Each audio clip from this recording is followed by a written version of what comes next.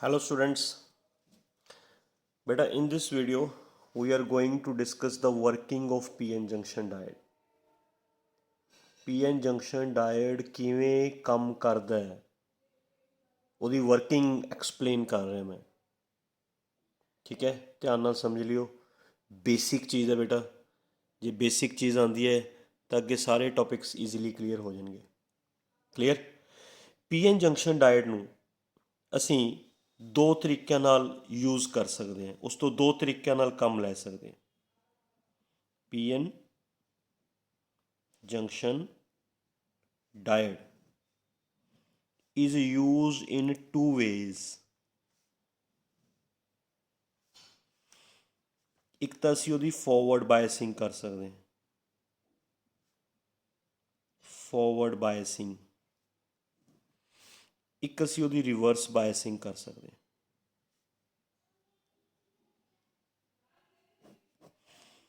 ਦੋ ਤਰੀਕਿਆਂ ਨਾਲ ਲਗਾ ਸਕਦੇ ਹਾਂ ਇੱਕੋ ਹੀ ਡਾਇਡ ਨੂੰ।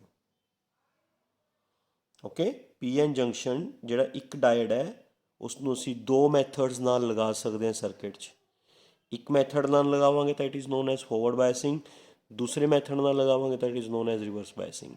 ਮੈਂ ਤੁਹਾਨੂੰ ਇਹ ਦੋਨਾਂ ਦੀ ਕਿਵੇਂ ਲਗਾਉਣਾ ਹੈ, ਕਿਸ ਨੂੰ ਫੋਰਵਰਡ ਬਾਇਸਿੰਗ ਕਹਿੰਦੇ ਨੇ, ਕਦੋਂ ਰਿਵਰਸ ਬਾਇਸਿੰਗ ਹੁੰਦੀ ਹੈ, ਫੋਰਵਰਡ ਬਾਇਸਿੰਗ ਕਿਵੇਂ ਕੀਤੀ ਹੁੰਦੀ ਹੈ, ਰਿਵਰਸ ਬਾਇਸਿੰਗ ਕਿਵੇਂ ਕੀਤੀ ਹੁੰਦੀ ਹੈ, ਫੋਰਵਰਡ ਬਾਇਸਿੰਗ ਦੇ ਦੌਰਾਨ ਡਾਇਡ ਕਿਵੇਂ ਬਿਹੇਵ ਕਰਦਾ ਹੈ, ਰਿਵਰਸ ਬਾਇਸਿੰਗ ਦੇ ਦੌਰਾਨ ਡਾਇਡ ਕਿਵੇਂ ਬਿਹੇਵ ਕਰਦਾ ਹੈ, ਸਾਰਾ ਕੁਝ ਇਸ ਵੀਡੀਓ ਦੇ ਵਿੱਚ ਆਪਾਂ ਡਿਸਕਸ ਕਰਾਂਗੇ ਬੇਟਾ। ਠੀਕ ਹੈ, ਸੋ ਪਹਿਲਾਂ ਆਪਾਂ ਡਿਸਕਸ ਕਰ ਰਹੇ ਹਾਂ about forward biasing. Forward biasing of a PN junction diode ਹੈ ਨਾ। ਜਦੋਂ ਵੀ ਤੁਸੀਂ ਕਿਸੇ PN ਜੰਕਸ਼ਨ ਡਾਇਡ ਦੇ P ਟਾਈਪ ਮਟੀਰੀਅਲ ਨੂੰ ਬੈਟਰੀ ਦੇ ਪੋਜ਼ਿਟਿਵ ਨਾਲ ਐਂਡ N ਟਾਈਪ ਨੂੰ ਬੈਟਰੀ ਦੇ ਨੈਗੇਟਿਵ ਨਾਲ ਜੋੜੋਗੇ, P type with positive, N type with negative, ਤੁਸੀਂ ਕਹੋਗੇ ਵੀ diode is used in forward biasing. ਜਿਹੜਾ ਡਾਇਡ ਹੈ ਅਸੀਂ ਉਹਨੂੰ ਫੋਰਵਰਡ ਬਾਇਸ ਕੀਤਾ, ਫੋਰਵਰਡ ਬਾਇਸ ਕੀਤਾ। P type is connected with positive, N type is connected with negative. We said that diode is forward biased ਹੈ ਨਾ। ਹੁਣ ਪੋਜ਼ਿਟਿਵ ਨੂੰ ਅਸੀਂ ਬੋਲਦੇ ਹੁੰਦੇ ਬੇਟਾ ਹਾਈ ਪੋਟੈਂਸ਼ੀਅਲ, ਐਂਡ ਨੈਗੇਟਿਵ ਨੂੰ ਅਸੀਂ ਕੀ ਬੋਲਦੇ ਹੁੰਦੇ ਹਾਂ, ਲੋ ਪੋਟੈਂਸ਼ੀਅਲ ਹੈ ਨਾ। ਤਾਂ ਆਪਾਂ ਇਹ ਵੀ ਕਹਿ ਸਕਦੇ ਹਾਂ if P type is connected at high potential and N type is connected at low potential, even then diode is forward bias. ਤੁਸੀਂ ਐਵੇਂ ਵੀ ਯਾਦ ਰੱਖ ਸਕਦੇ ਹੋ ਵੀ P type is connected with positive and N type is connected with negative, ਇਹਨੂੰ ਵੀ forward ਬਾਇਸਿੰਗ ਕਹਿੰਦੇ ਨੇ। ਤੁਸੀਂ ਇਹ ਵੀ ਯਾਦ ਰੱਖ ਸਕਦੇ ਹੋ ਵੀ when P type is connected with high potential and N type is connected with low potential, even then diode is forward bias। ਇਹ ਮੈਂ ਤੁਹਾਨੂੰ ਇਸ ਕਰਕੇ ਦੱਸਿਆ ਕਿਉਂਕਿ ਪੇਪਰ 'ਚ ਕਈ ਵਾਰ ਐਵੇਂ ਆ ਜਾਂਦਾ ਬੇਟਾ। ਦੇਖੋ ਜੇ ਤਾਂ ਤੁਹਾਨੂੰ ਐਵੇਂ ਆ ਗਿਆ ਵੀ P type and N type, P type is connected with plus 10 volt and N type is connected with minus 5 volt, ਤਾਂ ਅੰਡਰਸਟੂਡ ਹੈ ਵੀ P type is connected with positive, N type is connected with negative, ਤਾਂ diode forward ਬਾਇਸਿੰਗ 'ਚ ਹੈ ਨਾ। ਤੁਹਾਨੂੰ ਐਵੇਂ ਵੀ ਆ ਸਕਦਾ ਦੇਖੋ ਵੀ P type is connected with plus 10 volt, N type is connected with plus 5 volt, ਤਾਂ ਤੁਸੀਂ ਐਵੇਂ ਨਾ ਸੋਚ ਲਿਓ ਵੀ ਇਹ ਤਾਂ ਦੋਨੇ ਪੋਜ਼ਿਟਿਵ ਨਾਲ ਜੁੜੇ ਹੋਏ ਨੇ। ਇਹਨਾਂ ਦੋਨਾਂ 'ਚੋਂ ਜੋ ਹਾਈ ਪੋਟੈਂਸ਼ੀਅਲ ਨਾਲ ਜੁੜਿਆ ਹੋਇਆ P type is connected with high potential, N type is connected with low potential, we said that diode is forward bias। ਤਾਂ ਇਹ ਵੀ ਫੋਰਵਰਡ ਬਾਇਸਿੰਗ ਹੈ ਬੇਟਾ। 1 ਮਾਰਕਸ ਦੇ ਕੁਐਸਚਨ ਐਵੇਂ ਹੈ ਨਾ ਉਲਝਾ ਕੇ ਪਾਏ ਜਾਂਦੇ ਨੇ ਬੇਟਾ। ਓਕੇ, ਇਹ ਦੋਨੇ ਹੀ ਫੋਰਵਰਡ ਬਾਇਸਿੰਗ ਹੈ, ਦੋਨੇ ਹੀ ਚੀਜ਼ਾਂ ਫੋਰਵਰਡ ਬਾਇਸਿੰਗ ਹੈ ਬੇਟਾ। ਇਹ ਵੀ P type is connected with positive, N type is connected with negative, ਇਹ ਵੀ forward biasing ਹੈ। and if P type is connected with high potential, N type is connected with low potential, ਇਹ ਵੀ forward biasing ਹੈ। even ਤੁਹਾਨੂੰ ਐਵੇਂ ਵੀ ਆ ਸਕਦਾ ਦੇਖੋ like this, -5 volt -10 volt, -5 volt ਜਿੰਨੀ ਵੈਲਿਊ ਨੈਗੇਟਿਵ 'ਚ ਜਾਏਗੀ ਉਨਾ ਉਹ ਪੋਟੈਂਸ਼ੀਅਲ ਲੋ ਹੋ ਜਾਏਗਾ ਬੇਟਾ। ਪਤਾ ਨਾ ਜਿਵੇਂ ਟੈਂਪਰੇਚਰ ਦਾ ਕੰਸੈਪਟ ਹੁੰਦਾ, ਜਿੰਨਾ ਟੈਂਪਰੇਚਰ ਨੈਗੇਟਿਵ ਹੁੰਦਾ ਉਨਾ ਲੋ ਹੋ ਜਾਂਦਾ, ਉਵੇਂ ਜਿੰਨਾ ਪੋਟੈਂਸ਼ੀਅਲ ਨੈਗੇਟਿਵ 'ਚ ਜਾਏਗਾ ਉਨਾ ਲੋ ਹੋ ਜਾਏਗਾ। So this is high potential, this one is low potential. P type is connected with high potential, N type is connected with low potential, diode is forward biased। ਤਾਂ ਗਲਤੀ ਨਾ ਕਰਿਓ ਅਗਰ ਇਹੋ ਜਿਹੇ ਕੁਐਸਚਨਸ ਆ ਗਏ। ਠੀਕ ਹੈ, ਤੁਹਾਨੂੰ ਮੈਂ ਦੋਨੇ ਚੀਜ਼ਾਂ ਦੱਸਤੀਆਂ। P ਟਾਈਪ ਨੂੰ ਪੋਜ਼ਿਟਿਵ ਨਾਲ ਜੁੜਿਆ ਹੋਵੇ, N ਟਾਈਪ ਨੈਗੇਟਿਵ ਨਾਲ ਜੁੜਿਆ ਹੋਵੇ ਤਾਂ ਡਾਇਡ ਇਜ਼ ਫੋਰਵਰਡ ਬਾਇਸ। ਇਹ ਵੀ ਕਹਿ ਸਕਦੇ ਹਾਂ P type is connected with high potential, N type is connected with low potential, even then diode is forward bias. ठीक है। ਹੁਣ ਜਿਹੜਾ ਡਾਇਡ ਹੈ ਉਹ ਫੋਰਵਰਡ ਬਾਇਸਿੰਗ 'ਚ ਕਿਵੇਂ ਵਰਕ ਕਰਦਾ ਬੇਟਾ, ਹੁਣ ਆਪਾਂ ਉਹ ਡਿਸਕਸ ਕਰਾਂਗੇ। ਠੀਕ ਹੈ, ਇਹ ਆਪਾਂ ਨੇ ਇੱਕ PN ਜੰਕਸ਼ਨ ਡਾਇਡ ਲਿੱਤਾ ਹੋਇਆ, P type material, N type material, ਆ ਜੰਕਸ਼ਨ ਹੈ, ਜੰਕਸ਼ਨ ਦੇ ਅਰਾਊਂਡ ਆ ਡਿਪਲੀਸ਼ਨ ਲੇਅਰ ਬਣੀ ਹੋਈ ਹੈ ਬੇਟਾ, ਦਿਸ one is depletion layer. Depletion layer 'ਚ ਕੋਈ ਹੋਲਸ ਅਤੇ ਕੋਈ ਇਲੈਕਟ੍ਰੋਨਸ ਨਹੀਂ ਹੁੰਦੇ, ਮੈਂ ਤੁਹਾਨੂੰ ਆਪਣੀ ਪ੍ਰੀਵੀਅਸ ਵੀਡੀਓ 'ਚ ਦੱਸ ਚੁੱਕਿਆ। ਇਸ 'ਚ ਸਿਰਫ ਇਮੋਬਾਈਲ ਇੰਪਿਓਰਟੀ ਐਟਮਸ ਹੁੰਦੇ ਨੇ, ਚਾਰਜਡ ਇਮੋਬਾਈਲ ਇੰਪਿਓਰਟੀ ਐਟਮਸ, ਜਿਨ੍ਹਾਂ ਕਰਕੇ ਪੋਟੈਂਸ਼ੀਅਲ ਬੈਰੀਅਰ ਬਣਿਆ ਹੁੰਦਾ। ਐਂਡ ਇਹ ਪੋਟੈਂਸ਼ੀਅਲ ਬੈਰੀਅਰ ਅਤੇ ਜਿਹੜੀ ਆ ਡਿਪਲੀਸ਼ਨ ਲੇਅਰ ਹੈ, ਇਹ ਹੋਲਸ ਅਤੇ ਇਲੈਕਟ੍ਰੋਨਸ ਦੀ ਮੂਵਮੈਂਟ ਅਪੋਜ਼ ਕਰਦੀ ਹੈ। P ਟਾਈਪ ਦੀਆਂ ਹੋਲਸ ਨੂੰ N ਵੱਲ ਨਹੀਂ ਜਾਣ ਦਿੰਦੀ, N ਟਾਈਪ ਦੇ ਇਲੈਕਟ੍ਰੋਨਸ ਨੂੰ P ਵੱਲ ਨਹੀਂ ਆਉਣ ਦਿੰਦੀ। ਦੈਟਸ ਵਾਈ ਜਿਹੜੀ ਆਹ ਡਿਪਲੀਸ਼ਨ ਲੇਅਰ ਹੈ ਜਾਂ ਆ ਪੋਟੈਂਸ਼ੀਅਲ ਬੈਰੀਅਰ ਹੈ ਨਾ, it plays the role of resistance of diode. ਇਹ ਡਾਇਡ ਦੀ ਰੈਜ਼ਿਸਟੈਂਸ ਦਾ ਰੋਲ ਪਲੇ ਕਰਦੇ ਨੇ। ਆਪਾਂ ਨੇ ਇਸ ਡਾਇਡ ਦੀ ਬਾਇਸਿੰਗ ਕਰਤੀ, P type is connected with positive, N type is connected with negative. Biasing ਹੋ ਗਈ, ਸਵਿਚ ਔਨ ਕਰਤਾ। ਹੁਣ ਇਹ ਡਾਇਡ ਕਿਵੇਂ ਵਰਕ ਕਰੇਗਾ, ਮੈਂ ਤੁਹਾਨੂੰ ਇਹਦੀ ਵਰਕਿੰਗ ਐਕਸਪਲੇਨ ਕਰ ਰਿਹਾ। ਨੋ ਡਾਊਟ ਜਿਹੜਾ ਇਹ ਵਾਲਾ ਪੋਟੈਂਸ਼ੀਅਲ ਬੈਰੀਅਰ ਹੈ, ਇਹ ਹੋਲਸ ਅਤੇ ਇਲੈਕਟ੍ਰੋਨਸ ਨੂੰ ਨੇੜੇ ਆਉਣ ਨਹੀਂ ਦੇਗਾ। P ਟਾਈਪ ਦੀਆਂ ਹੋਲਸ ਅਤੇ N ਟਾਈਪ ਦੇ ਇਲੈਕਟ੍ਰੋਨਸ ਨੂੰ ਇੱਕ ਦੂਜੇ ਵੱਲ ਜਾਣ ਨਹੀਂ ਦੇਗਾ ਇਹ ਪੋਟੈਂਸ਼ੀਅਲ ਬੈਰੀਅਰ। ਬਟ ਜਿਹੜਾ ਆਹ ਵਾਲਾ ਬੇਟਾ ਆਹ ਪੋਟੈਂਸ਼ੀਅਲ ਡਿਫਰੈਂਸ ਹੈ, ਇਹ ਦੋਨਾਂ ਨੂੰ ਇੱਕ ਦੂਜੇ ਵੱਲ ਮੂਵ ਕਰਵਾਏਗਾ। ਕਿਵੇਂ ਦੇਖੋ, ਆਹ P type is connected with positive terminal ਹੈ ਨਾ, ਤਾਂ ਇੱਥੇ ਪੋਜ਼ਿਟਿਵ ਚਾਰਜ ਬਿਲਡਅਪ ਹੋਏਗਾ, ਪੋਜ਼ਿਟਿਵ ਚਾਰਜ ਹੋਲਸ ਨੂੰ ਰਿਪੈਲ ਕਰੇਗਾ। ਸਾਰੀਆਂ ਹੋਲਸ ਜੰਕਸ਼ਨ ਵੱਲ ਮੂਵ ਕਰਨਗੀਆਂ। Being repelled by positive terminal, these holes are moved towards the junction. Similarly, N type is connected with negative, ਇੱਥੇ ਨੈਗੇਟਿਵ ਚਾਰਜ ਬਣੇਗਾ। Negative terminal ਇਹਨਾਂ negatively charge electrons ਨੂੰ repel ਕਰੇਗਾ towards the junction, like this. ਮਤਲਬ ਜਿਹੜੀ ਆਹ ਵਾਲੀ battery ਹੈ ਬੇਟਾ, ਐਕਸਟਰਨਲ ਬੈਟਰੀ, ਇਸ ਨੂੰ ਅਸੀਂ ਕੀ ਬੋਲਾਂਗੇ, ਐਕਸਟਰਨਲ ਸੋਰਸ। ਜਿਹੜਾ ਐਕਸਟਰਨਲ ਸੋਰਸ ਹੈ ਉਹਦਾ ਜਿਹੜਾ ਪੋਟੈਂਸ਼ੀਅਲ ਡਿਫਰੈਂਸ ਹੈ ਉਹ ਹੋਲਸ ਅਤੇ ਇਲੈਕਟ੍ਰੋਨਸ ਨੂੰ ਇੱਕ ਦੂਜੇ ਵੱਲ ਮੂਵ ਕਰਵਾ ਰਿਹਾ ਹੈ। ਲੇਕਿਨ ਜਿਹੜਾ ਇਹਦਾ ਪੋਟੈਂਸ਼ੀਅਲ ਬੈਰੀਅਰ ਹੈ ਉਹ ਹੋਲਸ ਅਤੇ ਇਲੈਕਟ੍ਰੋਨਸ ਨੂੰ ਰਿਪੈਲ ਕਰ ਰਿਹਾ। ਦੈਟ ਮੀਨਸ ਇਹ ਪੋਟੈਂਸ਼ੀਅਲ ਡਿਫਰੈਂਸ ਇਸ ਦੇ ਓਪੋਜ਼ਿਟ ਹੈ ਨਾ, ਆਹ ਵਾਲਾ ਪੋਟੈਂਸ਼ੀਅਲ ਡਿਫਰੈਂਸ ਇਸ ਦੇ ਕੀ ਹੈ, ਓਪੋਜ਼ਿਟ। ਬਟ ਇਹ ਕਲੀਅਰ ਹੈ ਵੀ ਆਹ ਪੋਟੈਂਸ਼ੀਅਲ ਡਿਫਰੈਂਸ ਇਸ ਪੋਟੈਂਸ਼ੀਅਲ ਬੈਰੀਅਰ ਨਾਲੋਂ ਜ਼ਿਆਦਾ ਹੋਏਗਾ, ਤਾਂ ਹੀ ਹੋਲਸ ਅਤੇ ਇਲੈਕਟ੍ਰੋਨਸ ਇੱਕ ਦੂਜੇ ਵੱਲ ਜੰਕਸ਼ਨ ਵੱਲ ਆ ਸਕਣਗੇ। ਜੇ ਪੋਟੈਂਸ਼ੀਅਲ ਬੈਰੀਅਰ ਜ਼ਿਆਦਾ ਹੋਇਆ, ਪੋਟੈਂਸ਼ੀਅਲ ਬੈਰੀਅਰ, ਫਿਰ ਤਾਂ ਹੋਲਸ ਅਤੇ ਇਲੈਕਟ੍ਰੋਨ ਜੰਕਸ਼ਨ ਵੱਲ ਆ ਹੀ ਨਹੀਂ ਪਾਉਣਗੇ, ਕਿਉਂਕਿ ਇਸ ਪੋਟੈਂਸ਼ੀਅਲ ਬੈਰੀਅਰ ਦਾ ਕੰਮ ਹੀ ਹੈ ਹੋਲਸ ਅਤੇ ਇਲੈਕਟ੍ਰੋਨਸ ਨੂੰ ਨੇੜੇ ਆਉਣ ਤੋਂ ਰੋਕਣਾ। ਇਹ ਜਿਹੜਾ ਪੋਜ਼ੀਟਿਵ ਚਾਰਜ ਹੈ ਹੋਲਸ ਨੂੰ ਰਿਪੈਲ ਕਰਕੇ ਰੱਖਦਾ, ਇਹ ਨੈਗੇਟਿਵ ਚਾਰਜ ਇਲੈਕਟ੍ਰੋਨਸ ਨੂੰ ਰਿਪੈਲ ਕਰਕੇ ਰੱਖਦਾ। ਤਾਂ ਜਿਹੜਾ ਇਹ ਪੋਟੈਂਸ਼ੀਅਲ ਬੈਰੀਅਰ ਕ੍ਰੀਏਟ ਹੋਇਆ, ਜਿਹੜੀ ਆ ਡਿਪਲੀਸ਼ਨ ਲੇਅਰ ਦੇ ਅੰਦਰ ਆ ਪੋਟੈਂਸ਼ੀਅਲ ਬੈਰੀਅਰ ਕ੍ਰੀਏਟ ਹੋਇਆ, ਇਹਦਾ ਕੰਮ ਹੈ ਹੋਲਸ ਅਤੇ ਇਲੈਕਟ੍ਰੋਨਸ ਦੀ ਫਰਦਰ ਡਿਫਿਊਜ਼ਨ ਰੋਕਣਾ, ਅਤੇ ਇਹਦਾ ਕੰਮ ਹੈ ਡਿਫਿਊਜ਼ਨ ਕਰਵਾਉਣਾ। ਮਤਲਬ ਦੋਨੇ ਇੱਕ ਦੂਜੇ ਤੋਂ ਓਪੋਜ਼ਿਟ ਨੇ। ਨੋ ਡਾਊਟ ਇਹ ਵਾਲਾ ਪੋਟੈਂਸ਼ੀਅਲ ਡਿਫਰੈਂਸ ਜ਼ਿਆਦਾ ਹੋਣਾ ਚਾਹੀਦਾ ਹੈ। ਐਕਸਟਰਨਲ ਸੋਰਸ ਦਾ ਪੋਟੈਂਸ਼ੀਅਲ ਡਿਫਰੈਂਸ ਪੋਟੈਂਸ਼ੀਅਲ ਬੈਰੀਅਰ ਨਾਲੋਂ ਜ਼ਿਆਦਾ ਹੋਣਾ ਚਾਹੀਦਾ ਹੈ। B clear point about that point, ਹੈ ਨਾ। ਹੁਣ ਕੀ ਹੋਏਗਾ ਸੁਣੋ, ਮੈਂ ਤੁਹਾਨੂੰ ਪਹਿਲਾਂ ਇੱਕ ਹੋਲ ਅਤੇ ਇੱਕ ਇਲੈਕਟ੍ਰੋਨ ਨਾਲ ਸਮਝਾਉਣਾ। ਜੋ ਕੰਸੈਪਟ ਇੱਕ ਹੋਲ ਅਤੇ ਇੱਕ ਇਲੈਕਟ੍ਰੋਨ 'ਤੇ ਲੱਗੇਗਾ, ਬਿਲਕੁਲ ਉਹੀ ਕੰਸੈਪਟ ਬਾਕੀ ਹੋਲਸ ਅਤੇ ਬਾਕੀ ਇਲੈਕਟ੍ਰੋਨਸ 'ਤੇ ਵੀ ਲੱਗੇਗਾ। ਧਿਆਨ ਨਾਲ ਸਮਝਿਓ ਬੇਟਾ, ਹੈ ਨਾ। ਜਿਵੇਂ ਸਪੋਜ਼ ਕਰੋ ਆਹ ਵਾਲੀ ਹੋਲ ਅਤੇ ਆਹ ਇਲੈਕਟ੍ਰੋਨ ਜੰਕਸ਼ਨ 'ਚ ਐਂਟਰ, ਡਿਪਲੀਸ਼ਨ ਲੇਅਰ 'ਚ ਐਂਟਰ ਕਰਕੇ, ਹੈ ਨਾ। ਇਹ ਹੋਲ ਇੱਥੇ ਪਹੁੰਚ ਗਈ, ਆਹ ਇਲੈਕਟ੍ਰੋਨ ਉਰੇ ਪਹੁੰਚ ਗਿਆ, ਜੰਕਸ਼ਨ ਦੇ ਨੇੜੇ ਦੋਨੇ ਇੱਕ ਦੂਜੇ ਨੂੰ ਕ੍ਰੋਸ ਕਰਨ ਲੱਗੇ, ਦੋਨਾਂ ਨੇ ਇੱਕ ਦੂਜੇ ਨੂੰ ਨਿਊਟਰਲਾਈਜ਼ ਕਰ ਲਿਆ। ਆਹ ਹੋਲ ਖਤਮ ਹੋ ਗਈ, ਆਹ ਇਲੈਕਟ੍ਰੋਨ ਖਤਮ ਹੋ ਗਿਆ। ਜੰਕਸ਼ਨ 'ਤੇ ਇੱਕ ਦੂਜੇ ਨੂੰ ਇਹਨਾਂ ਨੇ ਕੀ ਕਰ ਲਿਆ ਬੇਟਾ, ਨਿਊਟਰਲਾਈਜ਼, ਇੱਕ ਕੋਵਲੈਂਟ ਬੌਂਡ ਬਣ ਗਿਆ।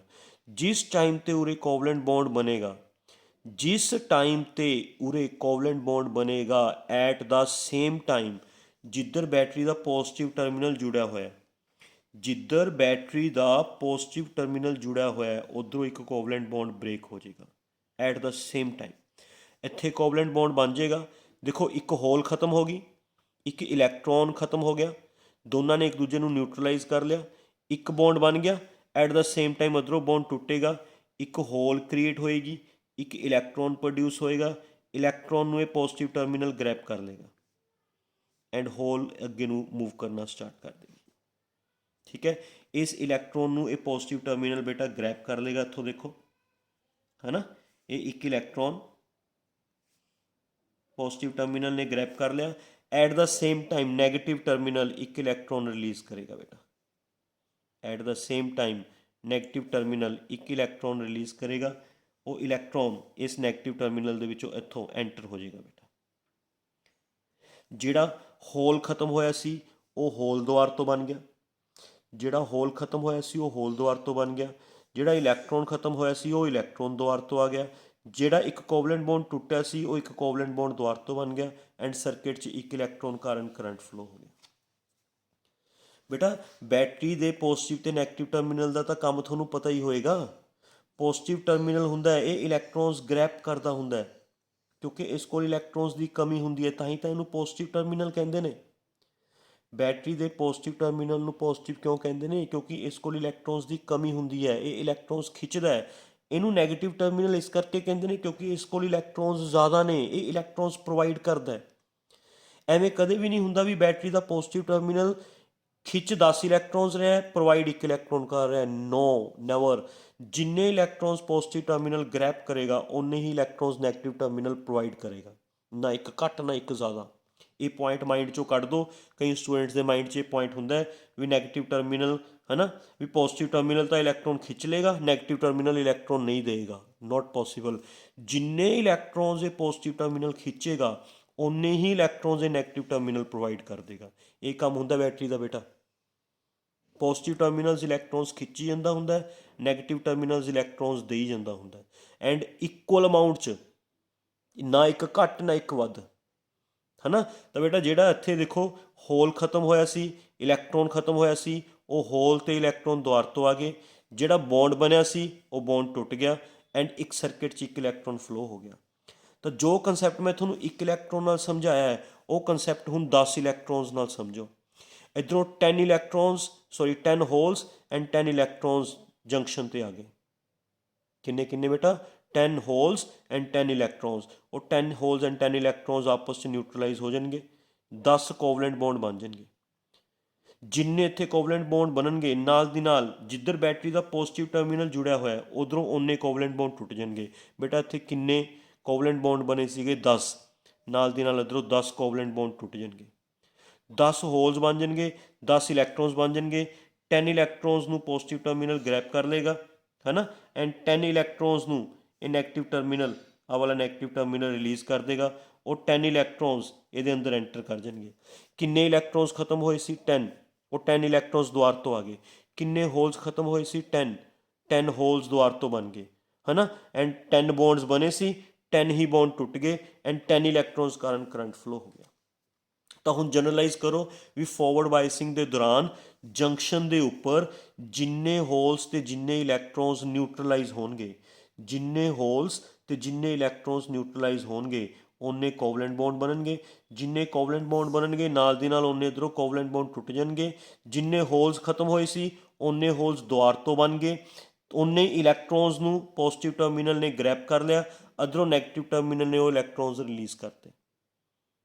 ਕਲੀਅਰ? ਇਸ 'ਚ ਹੋਲਸ ਦੀ ਕੰਸਨਟ੍ਰੇਸ਼ਨ ਸੇਮ ਰਹੇਗੀ ਕਿਉਂਕਿ ਜਿੰਨੇ ਹੋਲਸ ਖਤਮ ਹੋ ਰਹੇ ਨੇ ਓਨੇ ਦੁਆਰ ਤੋਂ ਬਣ ਰਹੇ ਨੇ। ਇਸ 'ਚ ਇਲੈਕਟ੍ਰੋਨਸ ਦੀ ਕੰਸਨਟ੍ਰੇਸ਼ਨ ਸੇਮ ਰਹੇਗੀ ਕਿਉਂਕਿ ਜਿੰਨੇ ਇਲੈਕਟ੍ਰੋਨਸ ਖਤਮ ਹੋ ਰਹੇ ਸੀਗੇ ਓਨੇ ਇਲੈਕਟ੍ਰੋਨਸ ਇਸ ਕੋਲ ਦੁਆਰ ਤੋਂ ਆ ਰਹੇ ਨੇ। ਐਂਡ ਸਰਕਿਟ 'ਚ ਕੀ ਫਲੋ ਹੋਈ ਜਾਏਗਾ ਬੇਟਾ? ਕਰੰਟ। ਨਾ ਇਸ ਕੋਲ ਹੋਲਸ ਦੀ ਕਮੀ ਪੂਰੀ ਹੁੰਦੀ ਹੈ ਨਾ, ਕਮੀ ਹੁੰਦੀ ਹੈ ਨਾ ਹੋਲਸ ਦੀ ਕਮੀ ਹੁੰਦੀ ਹੈ, ਨਾ ਇਸ 'ਚ ਇਲੈਕਟ੍ਰੋਨਸ ਦੀ ਕਮੀ ਹੁੰਦੀ ਹੈ, ਨਾ ਹੀ ਬੌਂਡਸ ਦੀ ਕਮੀ ਹੁੰਦੀ ਹੈ। ਜਿੰਨੇ ਬੌਂਡਸ ਟੁੱਟ ਰਹੇ ਨੇ ਓਨੇ ਬੌਂਡਸ ਬਣ ਵੀ ਰਹੇ ਨੇ। ਕਲੀਅਰ? ਐਂਡ ਸਰਕਿਟ 'ਚ ਕੀ ਫਲੋ ਹੋ ਰਿਹਾ? ਕਰੰਟ। ਕਰੰਟ ਹਮੇਸ਼ਾ ਅਸੀਂ ਦਿਖਾਵਾਂਗੇ ਫਰੋਮ ਪੋਜ਼ਿਟਿਵ। ਇਹ ਤਾਂ ਇਲੈਕਟ੍ਰੋਨਸ ਦੀ ਮੂਵਮੈਂਟ ਸ਼ੋ ਕੀਤੀ ਹੈ ਮੈਨੇ। ਕਰੰਟ ਦਿਖਾਵਾਂਗੇ ਫਰੋਮ ਪੋਜ਼ਿਟਿਵ ਟੂਵਰਡਸ ਨੈਗੇਟਿਵ। ਐਵੇਂ ਫੋਰਵਰਡ ਬਾਇਸਿੰਗ ਦੇ ਦੌਰਾਨ ਇੱਕ ਡਾਇਓਡ ਇਲੈਕਟ੍ਰਿਸਿਟੀ ਕੰਡਕਟ ਕਰਦਾ। ਠੀਕ ਹੈ? ਡਿਊਰਿੰਗ ਫੋਰਵਰਡ ਬਾਇਸਿੰਗ ਜਿਹੜੇ ਮੇਜੋਰਿਟੀ ਚਾਰਜ ਕੈਰੀਅਰਸ ਨੇ, ਪੀ ਟਾਈਪ ਦੇ ਹੋਲਸ ਐਂਡ ਐਨ ਟਾਈਪ ਦੇ electrons, they are moving towards each other, ਹੈ ਨਾ। ਜਦੋਂ ਉਹ ਜੰਕਸ਼ਨ ਕਰੋਸ ਕਰਨ ਲੱਗਦੇ ਨੇ ਉਹ ਇੱਕ ਦੂਜੇ ਨਾਲ ਨਿਊਟਰਲਾਈਜ਼ ਹੋ ਕੇ ਖਤਮ ਹੋ ਜਾਂਦੇ ਨੇ। ਜਿੰਨੇ ਹੋਲਸ ਐਂਡ ਇਲੈਕਟ੍ਰੋਨਸ ਖਤਮ ਹੋਣਗੇ ਓਨੇ ਕੋਵਲੈਂਟ ਬੌਂਡ ਬਣ ਜਾਣਗੇ। ਜਿੰਨੇ ਕੋਵਲੈਂਟ ਬੌਂਡ ਬਣਨਗੇ ਓਨੇ ਇੱਧਰੋਂ ਕੋਵਲੈਂਟ ਬੌਂਡ ਟੁੱਟ ਜਾਣਗੇ। ਉਨੇ ਹੋਲਸ ਤੇ ਇਲੈਕਟ੍ਰੋਨਸ ਦੁਆਰ ਤੋਂ ਕ੍ਰੀਏਟ ਹੋ ਜਾਣਗੇ। ਹੋਲਸ ਅੱਗੇ ਨੂੰ ਮੂਵ ਕਰਨਾ ਸਟਾਰਟ ਕਰ ਦੇਣਗੇ due to positive terminal, electrons ਨੂੰ ਪੋਜ਼ਿਟਿਵ ਟਰਮੀਨਲ ਇੱਧਰੋਂ ਗ੍ਰੈਬ ਕਰਕੇ ਇੱਧਰੋਂ ਰਿਲੀਜ਼ ਕਰ ਦੇਗਾ ਬੇਟਾ। ਐਵੇਂ ਸਰਕਟ 'ਚ ਕਰੰਟ ਫਲੋ ਹੁੰਦਾ। ਕਲੀਅਰ? ਸਮਝ ਆ ਗਿਆ ਬੇਟਾ ਸਾਰੀ ਵਰਕਿੰਗ ਇਹਦੀ। ਇੱਕ ਚੀਜ਼ ਹੁਣ ਧਿਆਨ ਨਾਲ ਸਮਝੋ, ਡਿਪਲੀਸ਼ਨ ਲੇਅਰ ਬਾਰੇ ਸਮਝੋ ਬੇਟਾ। ਜਦੋਂ ਇਹ ਚਾਰਜ ਕੈਰੀਅਰਸ ਇੱਕ ਦੂਜੇ ਵੱਲ ਆਉਣਗੇ, ਇੱਕ ਦੂਜੇ ਵੱਲ, when these charge carriers are moving towards each other, ਜਿਹੜੀ ਆ ਡਿਪਲੀਸ਼ਨ ਲੇਅਰ ਹੈ ਇਟ ਗੋਜ਼ ਔਨ ਡਿਕਰੀਜ਼ਿੰਗ, ਇਹ ਘਟੇਗੀ। ਇਹ ਡਿਪਲੀਸ਼ਨ ਲੇਅਰ ਹੌਲੀ ਹੌਲੀ ਘਟਣਾ ਸਟਾਰਟ ਹੋਏਗੀ when charge carriers are moving towards each other. ਉਹ ਡਿਪਲੀਸ਼ਨ ਲੇਅਰ ਨੂੰ ਪੁਸ਼ ਨਹੀਂ ਕਰਨਗੇ। ਇਹ ਐਵੇਂ ਨਹੀਂ ਲੱਗਦਾ ਤੁਹਾਨੂੰ ਵੀ ਡਿਪਲੀਸ਼ਨ ਲੇਅਰ ਦੋਨੇ ਤਰ੍ਹਾਂ ਦੇ ਚਾਰਜ ਪਾਰਟੀਕਲਸ ਵੱਲੋਂ ਪੁਸ਼ ਹੋ ਰਹੀ ਹੈ? ਜੇ ਪੁਸ਼ ਹੋ ਰਹੀ ਹੈ that means depletion layer goes on decreasing. ਜਦੋਂ ਡਿਪਲੀਸ਼ਨ ਲੇਅਰ ਘਟੇਗੀ ਦੈਟ ਮੀਨਸ ਡਾਇਡ ਦੀ ਰੈਜ਼ਿਸਟੈਂਸ ਘਟੇਗੀ, ਹੈ ਨਾ। ਡਾਇਡ ਦੀ ਰੈਜ਼ਿਸਟੈਂਸ ਘਟੇਗੀ ਦੈਟ ਮੀਨਸ ਡਾਇਡ 'ਚੋਂ ਕਰੰਟ ਵਧੇਗਾ। ਕਲੀਅਰ? ਤਾਂ ਫੋਰਵਰਡ ਬਾਇਸਿੰਗ ਦੇ ਦੌਰਾਨ ਜਦੋਂ ਤੁਸੀਂ ਕਿਸੇ ਡਾਇਡ ਨੂੰ ਫੋਰਵਰਡ ਬਾਇਸ ਕਰਦੇ ਹੋ, ਫੋਰਵਰਡ ਬਾਇਸਿੰਗ ਦੇ ਦੌਰਾਨ ਡਾਇਡ ਦੀ ਡਿਪਲੀਸ਼ਨ ਲੇਅਰ ਘਟਦੀ ਹੈ, ਡਾਇਡ ਦੀ ਰੈਜ਼ਿਸਟੈਂਸ ਘਟਦੀ ਹੈ, ਕਿਉਂਕਿ ਦੋਨਾਂ ਪਾਸਿਓਂ majority charge carriers depletion layer ਨੂੰ ਪੁਸ਼ ਕਰਦੇ ਨੇ ਅੰਦਰ ਨੂੰ। ਡਿਪਲੀਸ਼ਨ ਲੇਅਰ ਘਟੇਗੀ। ਜਿਵੇਂ ਜਿਵੇਂ ਵੋਲਟੇਜ ਵਧਾਈ ਜਾਓਗੇ ਡਿਪਲੀਸ਼ਨ ਲੇਅਰ ਘਟੀ ਜਾਏਗੀ, ਵੋਲਟੇਜ ਵਧਾਈ ਜਾਓਗੇ ਡਿਪਲੀਸ਼ਨ ਲੇਅਰ ਘਟੀ ਜਾਏਗੀ। ਡਿਪਲੀਸ਼ਨ ਲੇਅਰ ਘਟਣ ਨਾਲ ਡਾਇਡ ਦੀ ਕੀ ਘਟੇਗੀ ਬੇਟਾ? ਰੈਜ਼ਿਸਟੈਂਸ ਘਟਣ ਨਾਲ ਕਰੰਟ ਵਧੇਗਾ, ਹੈ ਨਾ। ਤਾਂ ਜਿਵੇਂ ਜਿਵੇਂ ਵੋਲਟੇਜ ਵਧਾਓਗੇ depletion layer goes on decreasing, current goes on increasing. ਇੱਕ ਵੋਲਟੇਜ ਇਹੋ ਜਿਹੀ ਆ ਜਾਏਗੀ ਜਿਸ 'ਤੇ ਡਿਪਲੀਸ਼ਨ ਲੇਅਰ ਵੈਨਿਸ਼ ਹੋ ਜਾਏਗੀ, ਖਤਮ ਹੋ ਜਾਏਗੀ, ਬਿਲਕੁਲ ਐਲੀਮੀਨੇਟ ਹੋ ਜਾਏਗੀ, ਨਹੀਂ ਰਹੇਗੀ। ਠੀਕ ਹੈ? ਇੱਕ ਵੋਲਟੇਜ ਇਹੋ ਜਿਹੀ ਆ ਜਾਏਗੀ ਜਿਸ 'ਤੇ ਡਿਪਲੀਸ਼ਨ ਲੇਅਰ ਬਿਲਕੁਲ ਵੈਨਿਸ਼ ਹੋ ਜਾਏਗੀ, ਬਿਲਕੁਲ ਵੈਨਿਸ਼ ਹੋ ਜਾਏਗੀ ਬੇਟਾ। ਕਲੀਅਰ? ਜਿਸ ਵੋਲਟੇਜ 'ਤੇ ਡਿਪਲੀਸ਼ਨ ਲੇਅਰ ਬਿਲਕੁਲ ਵੈਨਿਸ਼ ਹੋ ਜਾਏਗੀ that voltage is known as ਨੀ ਵੋਲਟੇਜ। ਉਸ ਵੋਲਟੇਜ ਨੂੰ ਕੀ ਬੋਲਦੇ ਆ ਬੇਟਾ? ਨੀ ਵੋਲਟੇਜ। ਜਿਸ ਵੋਲਟੇਜ 'ਤੇ ਡਿਪਲੀਸ਼ਨ ਲੇਅਰ ਵੈਨਿਸ਼ ਹੋ ਜਾਏਗੀ, ਡਿਪਲੀਸ਼ਨ ਲੇਅਰ ਵੈਨਿਸ਼, ਉਸ ਵੋਲਟੇਜ ਨੂੰ ਬੋਲਿਆ ਜਾਂਦਾ ਨੀ ਵੋਲਟੇਜ। ਉਸ ਤੋਂ ਬਾਅਦ ਜੇ ਤੁਸੀਂ ਹੋਰ ਵੋਲਟੇਜ ਵਧਾਓਗੇ ਫਿਰ ਇਸ 'ਚੋਂ ਕਰੰਟ ਰੈਪਿਡਲੀ ਇਨਕਰੀਜ਼ ਹੋਏਗਾ, ਰੈਪਿਡਲੀ ਲਾਰਜ ਅਮਾਊਂਟ ਇਨਕਰੀਜ਼ ਹੋਏਗਾ ਰੈਪਿਡਲੀ। ਕਿਉਂ? ਕਿਉਂਕਿ ਜਿਸ ਚੀਜ਼ ਨੇ ਕਰੰਟ ਨੂੰ ਅਪੋਜ਼ ਕਰਨਾ ਸੀ, ਹੈ ਨਾ, ਜਿਸ ਬੈਰੀਅਰ ਨੇ ਕਰੰਟ ਨੂੰ ਅਪੋਜ਼ ਕਰਨਾ ਸੀ ਉਹ ਖਤਮ ਹੋ ਗਿਆ, ਉਹ ਡਿਪਲੀਸ਼ਨ ਲੇਅਰ ਹੀ ਖਤਮ ਹੋ ਗਈ, ਹੈ ਨਾ। ਇਸ ਕਰਕੇ ਨੀ ਵੋਲਟੇਜ ਤੋਂ ਬਾਅਦ ਜੇ ਤੁਸੀਂ ਵੋਲਟੇਜ ਵਧਾਉਂਦੇ ਹੋ ਤਾਂ current increases rapidly and by large amount. Understand and check ਕਰੋ ਬੇਟਾ। ਇਹ ਤਾਂ ਮੈਂ ਚਲੋ ਤੁਹਾਨੂੰ ਡਿਪਲੀਸ਼ਨ ਲੇਅਰ ਦੇ ਨਾਲ ਸਮਝਾਤਾ ਵੀ ਦੋਨਾਂ ਪਾਸਿਓਂ ਚਾਰਜ ਕੈਰੀਅਰਸ ਡਿਪਲੀਸ਼ਨ ਲੇਅਰ ਨੂੰ ਪੁਸ਼ ਕਰ ਰਹੇ ਨੇ, ਜਿਸ ਕਰਕੇ ਡਿਪਲੀਸ਼ਨ ਲੇਅਰ ਡਿਕਰੀਜ਼ ਹੋਏਗੀ। ਜਿਵੇਂ ਜਿਵੇਂ ਵੋਲਟੇਜ ਵਧਾਓਗੇ ਡਿਪਲੀਸ਼ਨ ਲੇਅਰ ਡਿਕਰੀਜ਼ ਹੋਏਗੀ, ਵੋਲਟੇਜ ਵਧਾਓਗੇ ਡਿਪਲੀਸ਼ਨ ਲੇਅਰ ਡਿਕਰੀਜ਼ ਹੋਏਗੀ। ਡਿਪਲੀਸ਼ਨ ਲੇਅਰ ਦੇ ਡਿਕਰੀਜ਼ ਹੋਣ ਦੇ ਨਾਲ ਡਾਇਡ ਦੀ ਰੈਜ਼ਿਸਟੈਂਸ ਡਿਕਰੀਜ਼ ਹੋਏਗੀ, ਕਰੰਟ ਵਧੇਗਾ। ਇੱਕ ਵੋਲਟੇਜ 'ਤੇ ਆ ਕੇ ਡਿਪਲੀਸ਼ਨ ਲੇਅਰ ਵੈਨਿਸ਼ ਹੋ ਜਾਏਗੀ, ਉਸ ਵੋਲਟੇਜ ਨੂੰ ਅਸੀਂ ਕੀ ਬੋਲਾਂਗੇ? ਨੀ ਵੋਲਟੇਜ। ਉਸ ਤੋਂ ਬਾਅਦ ਵੋਲਟੇਜ ਵਧਾਓਗੇ ਕਰੰਟ ਇਨਕਰੀਜ਼ਿਜ਼ ਰੈਪਿਡਲੀ ਕਿਉਂਕਿ ਡਾਇਡ ਦੀ ਡਿਪਲੀਸ਼ਨ ਲੇਅਰ ਖਤਮ ਹੋ ਚੁੱਕੀ। ਇਹ ਮੈਂ ਤੁਹਾਨੂੰ ਡਿਪਲੀਸ਼ਨ ਲੇਅਰ ਨਾਲ ਸਮਝਾਇਆ। ਤੁਸੀਂ ਇਹਨੂੰ ਪੋਟੈਂਸ਼ੀਅਲ ਬੈਰੀਅਰ ਨਾਲ ਵੀ ਸਮਝ ਸਕਦੇ ਹੋ। ਚੈੱਕ ਕਰੋ, ਆਹ ਵਾਲਾ ਪੋਜ਼ਿਟਿਵ ਟਰਮੀਨਲ, ਐਕਸਟਰਨਲ ਸੋਰਸ ਦਾ ਪੋਜ਼ਿਟਿਵ ਟਰਮੀਨਲ ਬੇਟਾ ਇਹਦੇ ਨੈਗੇਟਿਵ ਨਾਲ ਕਨੈਕਟਿਡ ਹੈ। ਮਤਲਬ ਆਹ ਪੋਜ਼ਿਟਿਵ ਇਹਦੇ ਨੈਗੇਟਿਵ ਨੂੰ ਅਪੋਜ਼ ਕਰੇਗਾ। ਨੈਗੇਟਿਵ ਟਰਮੀਨਲ ਪੋਜ਼ਿਟਿਵ ਨਾਲ ਕਨੈਕਟਿਡ ਹੈ ਨਾ। ਪੋਜ਼ਿਟਿਵ ਨੈਗੇਟਿਵ ਨਾਲ ਕਨੈਕਟਿਡ ਹੈ, ਨੈਗੇਟਿਵ ਪੋਜ਼ਿਟਿਵ। ਆਹ ਵਾਲੇ ਇਹਨਾਂ ਦੀ ਗੱਲ ਕਰ ਰਿਹਾ ਮੈਂ ਬੇਟਾ, ਮੈਂ ਇਹਨਾਂ ਦੀ, ਹੈ ਨਾ। ਆਹ ਵਾਲਾ ਪੋਜ਼ਿਟਿਵ ਟਰਮੀਨਲ ਆਹ ਫਿਕਟੀਸ਼ੀਅਸ ਬੈਟਰੀ ਦੇ ਨੈਗੇਟਿਵ ਨਾਲ ਕਨੈਕਟਿਡ ਹੈ, ਨੈਗੇਟਿਵ ਟਰਮੀਨਲ ਫਿਕਟੀਸ਼ੀਅਸ ਬੈਟਰੀ ਦੇ ਪੋਜ਼ਿਟਿਵ ਨਾਲ ਕਨੈਕਟਿਡ ਹੈ। ਮਤਲਬ ਆਹ ਵਾਲੀ ਬੈਟਰੀ ਇਸ ਬੈਟਰੀ ਨੂੰ ਅਪੋਜ਼ ਕਰ ਰਹੀ ਹੈ। V ਅਪੋਜ਼ਿਜ਼ V1, ਹੈ ਨਾ। ਤਾਂ ਜਿਵੇਂ ਜਿਵੇਂ ਤੁਸੀਂ ਵੋਲਟੇਜ ਵਧਾਓਗੇ, ਹੈ ਨਾ, V1 ਘਟੇਗਾ। ਵੋਲਟੇਜ ਵਧਾਈ ਜਾਓਗੇ V1 ਘਟੀ ਜਾਏਗਾ, ਵੋਲਟੇਜ ਵਧਾਈ ਜਾਓਗੇ V1 ਘਟੀ ਜਾਏਗਾ। ਜਿਵੇਂ ਜਿਵੇਂ V1 ਘਟੇਗਾ ਡਾਇਡ ਦੀ ਰੈਜ਼ਿਸਟੈਂਸ ਘਟੇਗੀ, ਹੈ ਨਾ। ਇੱਕ ਵੋਲਟੇਜ ਇਹੋ ਜਿਹੀ ਆ ਜਾਏਗੀ ਜਿਸ ਵੋਲਟੇਜ 'ਤੇ ਪੋਟੈਂਸ਼ੀਅਲ ਬੈਰੀਅਰ ਬਿਲਕੁਲ ਖਤਮ ਹੋ ਜਾਏਗਾ। ਜਿਸ ਵੋਲਟੇਜ 'ਤੇ ਪੋਟੈਂਸ਼ੀਅਲ ਬੈਰੀਅਰ ਬਿਲਕੁਲ ਖਤਮ ਹੋ ਜਾਂਦਾ ਉਸ ਵੋਲਟੇਜ ਨੂੰ ਅਸੀਂ ਕੀ ਬੋਲਾਂਗੇ? ਨੀ ਵੋਲਟੇਜ। ਉਸ ਤੋਂ ਬਾਅਦ ਵੋਲਟੇਜ ਵਧਾਓਗੇ ਕਿਉਂਕਿ ਪੋਟੈਂਸ਼ੀਅਲ ਬੈਰੀਅਰ ਖਤਮ ਹੋ ਚੁੱਕਾ ਤਾਂ current increases rapidly. That means ਅਗਰ ਤੁਸੀਂ ਇਸ ਚੀਜ਼ ਦਾ ਗ੍ਰਾਫ ਪਲੋਟ ਕਰੋਗੇ, graph between voltage and current, graph between voltage and current, ਤਾਂ ਬੇਟਾ ਉਹ ਗ੍ਰਾਫ ਇਸ ਤਰੀਕੇ ਨਾਲ ਬਣੇਗਾ, ਇਸ ਤਰੀਕੇ ਨਾਲ ਐਵੇਂ ਬਣੇਗਾ। ठीक है। अच्छा, मैं ਤੁਹਾਨੂੰ ਗ੍ਰਾਫ ਸ਼ੋ ਕਰਨ ਤੋਂ ਪਹਿਲਾਂ ਇੱਕ ਚੀਜ਼ ਹੋਰ ਦੱਸਣਾ ਚਾਹੁੰਦਾ। ਫੋਰਵਰਡ ਬਾਇਸਿੰਗ ਦੇ ਵਿੱਚ ਇਨ ਫੋਰਵਰਡ ਬਾਇਸਿੰਗ ਦੇ ਵਿੱਚ ਜਿਹੜਾ ਕਰੰਟ ਫਲੋ ਹੁੰਦਾ ਹੈ, ਡਾਇਡ ਚੋਂ ਕਰੰਟ ਫਲੋ ਹੁੰਦਾ, it is due to majority charge carriers. Current produced in forward biasing due to majority charge carriers। majority charge carriers ਕਾਰਨ ਜਿਹੜਾ ਕਰੰਟ ਬਣਦਾ ਹੁੰਦਾ, that current is known as forward current। ਉਸ current ਨੂੰ ਕੀ ਬੋਲਿਆ ਜਾਂਦਾ ਬੇਟਾ? Forward current. ਜਿਹੜਾ ਕਰੰਟ ਹੈ ਨਾ, ਕਰੰਟ ਪ੍ਰੋਡਿਊਸ ਇਨ ਫੋਰਵਰਡ ਬਾਇਸਿੰਗ, ਜਿਹੜਾ ਕਰੰਟ ਫੋਰਵਰਡ ਬਾਇਸਿੰਗ 'ਚ ਪ੍ਰੋਡਿਊਸ ਹੁੰਦਾ, किस कारण प्रोड्यूस होता? Majority charge carriers. Majority charge carriers कारण जो करंट बनेगा that is known as forward current. Current is known as forward current and voltage is known as forward voltage. Forward voltage ਨੂੰ ਵੀ पॉजिटिव काउंट किया जाता है, forward current ਨੂੰ ਵੀ पॉजिटिव काउंट किया जाता है ना। तो फॉरवर्ड वोल्टेज ਤੇ फॉरवर्ड करंट ਜਿਹੜਾ ਗ੍ਰਾਫ ਬਣਾਓਗੇ ਉਹ ਇਸ ਤਰੀਕੇ ਦਾ ਬਣੇਗਾ ਬੇਟਾ, ਵੀ ਜਿਵੇਂ ਜਿਵੇਂ ਤੁਸੀਂ ਵੋਲਟੇਜ ਵਧਾ ਰਹੇ ਸੀਗੇ ਹੈ ਨਾ, depletion layer goes on decreasing, depletion layer ਘਟੇਗੀ, ਡਾਇਡ ਦੀ ਰੈਜ਼ਿਸਟੈਂਸ ਘਟੇਗੀ, ਕਰੰਟ ਵਧੇਗਾ। ਵੋਲਟੇਜ ਵਧਾਈ ਜਾਓਗੇ, ਕਰੰਟ ਵਧੀ ਜਾ ਰਿਹਾ, ਵੋਲਟੇਜ ਵਧਾਈ ਜਾ ਰਹੇ ਹੋ, ਕਰੰਟ ਵਧੀ ਜਾ ਰਿਹਾ ਹੈ ਨਾ। ਇੱਕ ਵੋਲਟੇਜ ਇਹੋ ਜਿਹੀ ਆ ਜਾਏਗੀ ਜਦੋਂ ਡਾਇਡ ਦੀ ਡਿਪਲੀਸ਼ਨ ਲੇਅਰ ਖਤਮ ਹੋ ਜਾਏਗੀ। ਆਹ ਵੋਲਟੇਜ ਇਹੋ ਜਿਹੀ ਆ ਗਈ ਬੇਟਾ ਜਿਸ ਵੋਲਟੇਜ 'ਤੇ ਆ ਕੇ ਡਾਇਡ ਦੀ ਡਿਪਲੀਸ਼ਨ ਲੇਅਰ ਖਤਮ ਹੋ ਗਈ। ਇਸ ਤੋਂ ਬਾਅਦ ਜੇ ਤੁਸੀਂ ਵੋਲਟੇਜ ਵਧਾਓਗੇ, current increases rapidly, current rapidly increase ਹੋਏਗਾ। ਇਸ ਤੋਂ ਪਹਿਲਾਂ ਕਰੰਟ ਲੀਨੀਅਰਲੀ ਇਨਕਰੀਜ਼ ਹੋ ਰਿਹਾ ਸੀ, ਇਸ ਤੋਂ ਪਹਿਲਾਂ ਨੀ ਵੋਲਟੇਜ ਤੋਂ ਪਹਿਲਾਂ ਕਰੰਟ ਲੀਨੀਅਰਲੀ ਇਨਕਰੀਜ਼ ਹੋ ਰਿਹਾ ਸੀ, ਵੀ ਜਿਵੇਂ ਜਿਵੇਂ ਵੋਲਟੇਜ ਵਧਾਓਗੇ ਡਿਪਲੀਸ਼ਨ ਲੇਅਰ ਘਟੇਗੀ, ਡਿਪਲੀਸ਼ਨ ਲੇਅਰ ਘਟਣ ਨਾਲ ਡਾਇਡ ਦੀ ਰੈਜ਼ਿਸਟੈਂਸ ਘਟੇਗੀ, ਕਰੰਟ ਵਧੇਗਾ। ਵੋਲਟੇਜ ਵਧਾਈ ਜਾਓਗੇ, ਕਰੰਟ ਵਧੀ ਜਾਏਗਾ, ਵੋਲਟੇਜ ਵਧਾਈ ਜਾਓਗੇ, ਕਰੰਟ ਵਧੀ ਜਾਊਗਾ। ਇੱਕ ਵੋਲਟੇਜ 'ਤੇ ਆ ਕੇ depletion layer will vanish, potential barrier ਖਤਮ ਹੋ ਜਾਏਗਾ, ਡਿਪਲੀਸ਼ਨ ਲੇਅਰ ਵੈਨਿਸ਼ ਹੋ ਜਾਏਗੀ ਹੈ ਨਾ। ਇਸ ਵੋਲਟੇਜ ਤੋਂ ਬਾਅਦ ਜੇ ਤੁਸੀਂ ਵੋਲਟੇਜ ਵਧਾਓਗੇ ਤਾਂ ਕਰੰਟ ਇਨਕਰੀਜ਼ਿਜ਼ ਰੈਪਿਡਲੀ। ਇਹ ਬੇਟਾ ਉਹ ਵੋਲਟੇਜ ਹੈ ਨਾ ਜਿਸ ਨੂੰ ਅਸੀਂ ਕੀ ਬੋਲਦੇ ਹਾਂ, ਨੀ ਵੋਲਟੇਜ। ਨੀ ਵੋਲਟੇਜ 'ਤੇ ਆ ਕੇ ਡਿਪਲੀਸ਼ਨ ਲੇਅਰ ਵੈਨਿਸ਼ ਹੋ ਜਾਂਦੀ ਹੈ, ਪੋਟੈਂਸ਼ੀਅਲ ਬੈਰੀਅਰ ਡਾਇਡ ਦਾ ਖਤਮ ਹੋ ਜਾਂਦਾ। ਕਲੀਅਰ? ਸੋ ਜਿਹੜਾ ਇਹ ਗ੍ਰਾਫ ਬਣਿਆ, graph between forward voltage and forward current, ਇਹਨੂੰ ਕਹਿੰਦੇ ਨੇ ਫੋਰਵਰਡ ਕਰੈਕਟਰਿਸਟਿਕਸ। ਫੋਰਵਰਡ ਕਰੈਕਟਰਿਸਟਿਕਸ।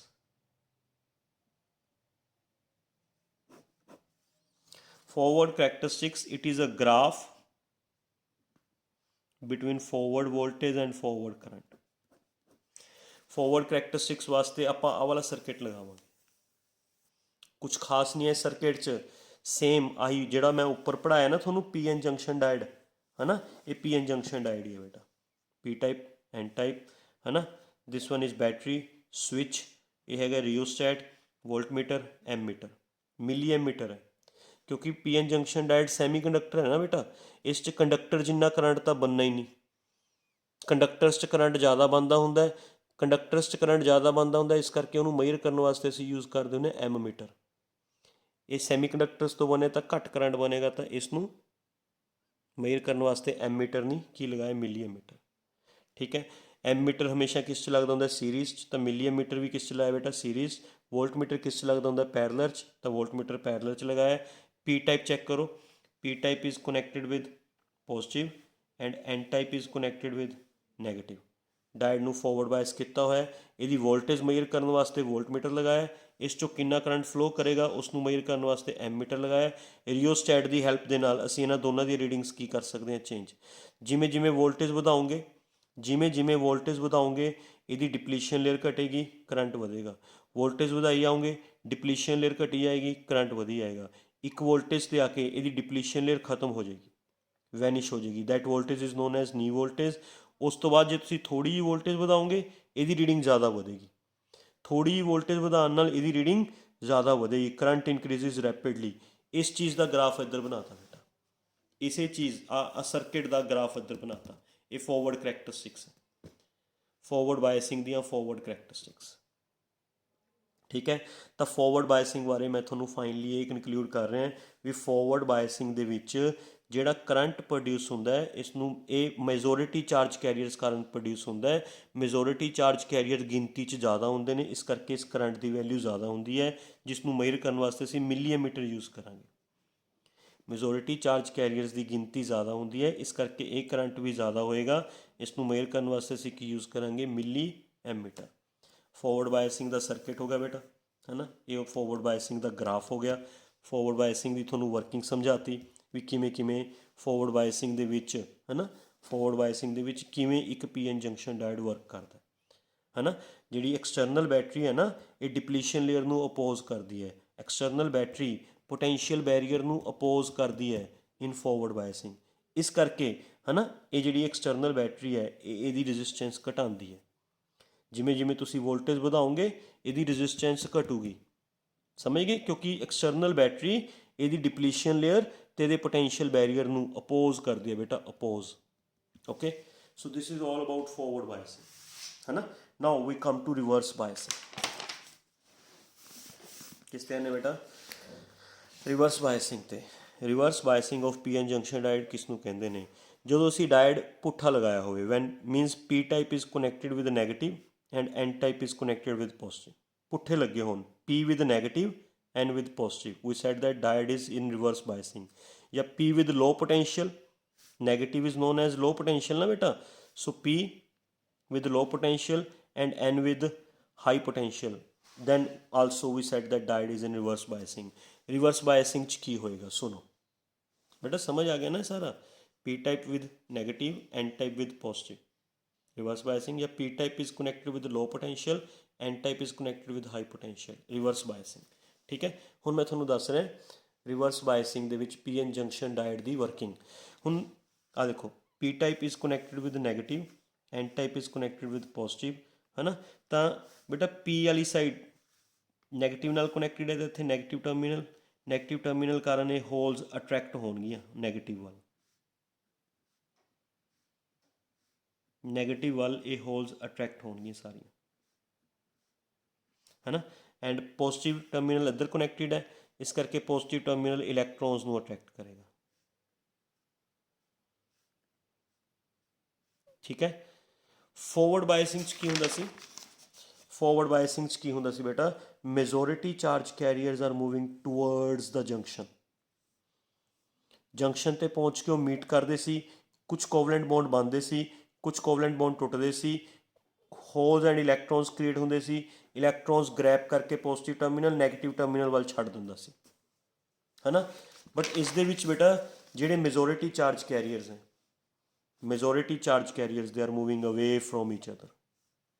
जंक्शन वाल नूं नहीं मूव कर रहे, जंक्शन तो अवे जा रहे हैं, क्योंकि वो जंक्शन तो अवे जा रहे हैं तो वो जंक्शन ते मीट नहीं कर पाएंगे, ना वो जंक्शन ते मीट कर पाएंगे, ना किसी पासों कोई कोवलेंट बॉन्ड बनेगा, ना ही किसी पासों कोई कोवलेंट बॉन्ड टूटेगा, ना ही पॉजिटिव टर्मिनल इलैक्ट्रॉन ग्रैप करेगा, ना ही रिलीज करेगा, सर्किट च करंट नहीं बनना।